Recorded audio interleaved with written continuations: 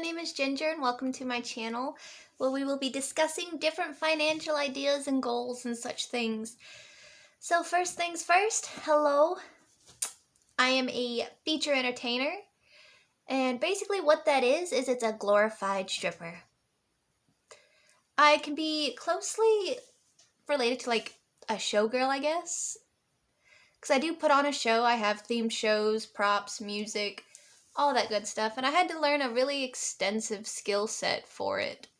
I ended up learning like aerial silks, lyra. I ended up learning sword swallowing, magic, flow arts with like flow poi, and it's a whole ordeal. Okay, I even do fire dancing, although not all that much because I got a lot of hair and I'd rather not burn it all off.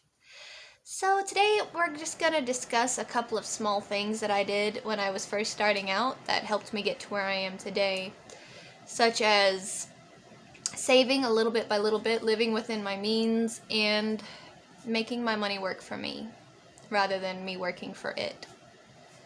So basically what I mean is, let's start with making your money work for you.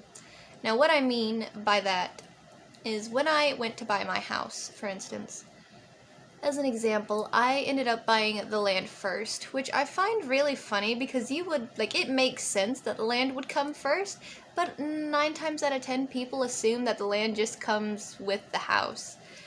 Like, you can't buy the land first and then put a house on it, which is really funny.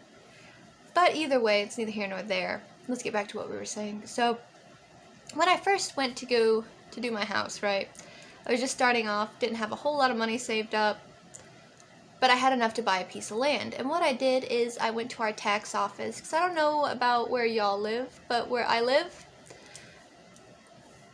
our foreclosure board is at our tax office. So I went in, I looked at all the different listings for it, and I found one that was within my price range that didn't sound too bad. It was listed at $10,000. It was a little over an acre, partially cleared with well and septic already on the property.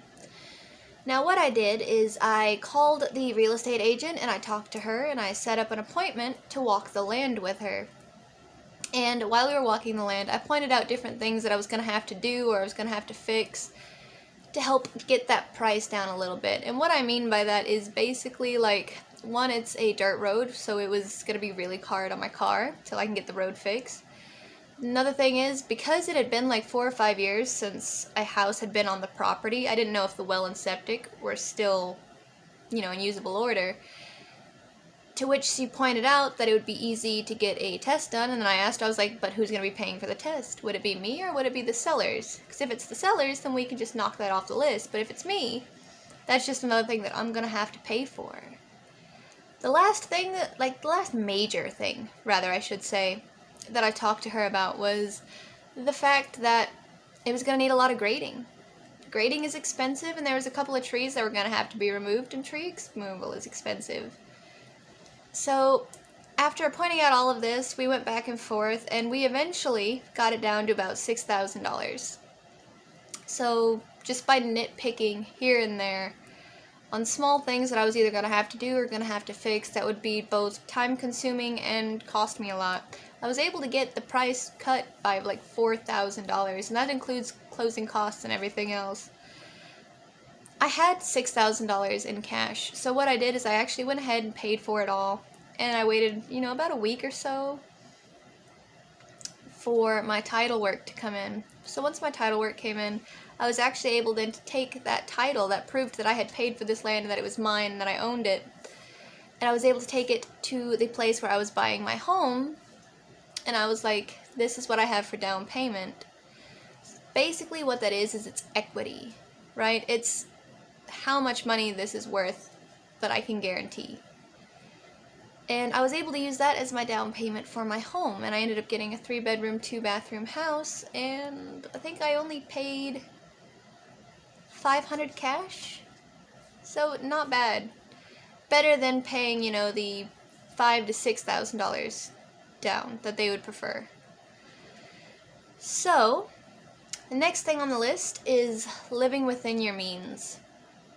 And the best example from my life that I can give is titties, right? I paid for a new set of titties, and titties are expensive. I don't know, there are some people who got theirs done, a couple of years ago, and it's all of like $5,000-$6,000. I ended up paying a little over $9,000 for mine.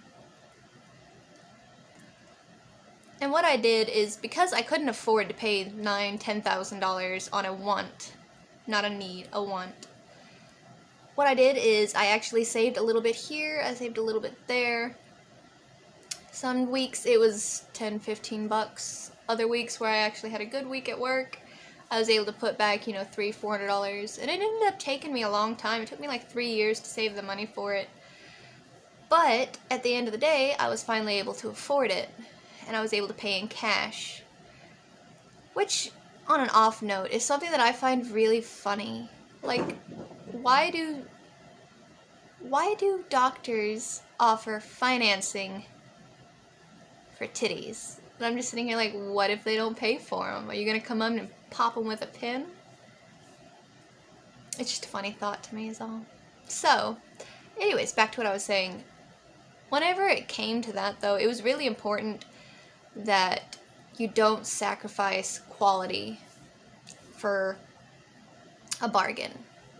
I invested in myself because it was something that, although it was something that I wanted, it was something that I was going to use for work, and it had to be nice, because in the long run, they were going to pay for themselves.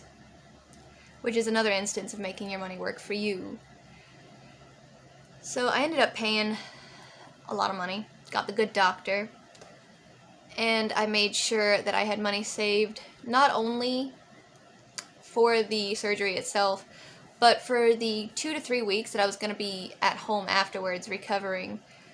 And a lot of people forget that, there's costs afterwards too, because I wasn't able to work for about 2 weeks or so.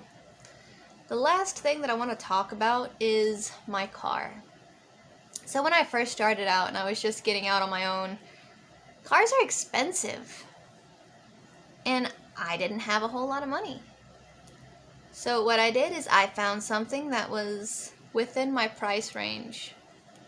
Basically, I went to a dealership and I was like, this is what I need, this is what I want, and this is how much I'm willing to pay for it. I have X amount in cash. And I ended up, you can laugh if you want to, because it is funny, I ended up getting a smart car, which is probably one of the best decisions I ever made. I know that a lot of people say, oh, it isn't safe, it's built like a shoebox, it's like a sardine can, and no, it has a 5-star safety rating, and it was great on gas. That little car took me everywhere. Took me home to see my family for Christmas, took me to Florida for vacation, took me back and forth to work reliably every day, 5 to 6 days a week. It was a great car. I loved that thing, and I drove it for years. But when I finally started getting into feature entertaining, I ended up trading it in for a newer car that had less miles, that also had more space, because I have a travel kit that's pretty extensive, so I needed space. And what I did is I went to the dealership. At that point, I had, I think, like 10 grand cash, and I was trading in my smart car. So I walked in, and I told them, I'm like, look, I need this kind of car. I don't want to pay any more than this, and this is what I have on cash, and this is what I have trading in. And we ended up settling on a Toyota Corolla. It was a 2019 model. It was brand new. And it was only, I think it was only like $1,000 over my limit. So I was able to, I didn't mind that much. I ended up getting it. And it's a good car. It gets me where I need to go. So remember, don't sacrifice quality. Live within your means and make your money work for you. And I'll see you next time. Bye!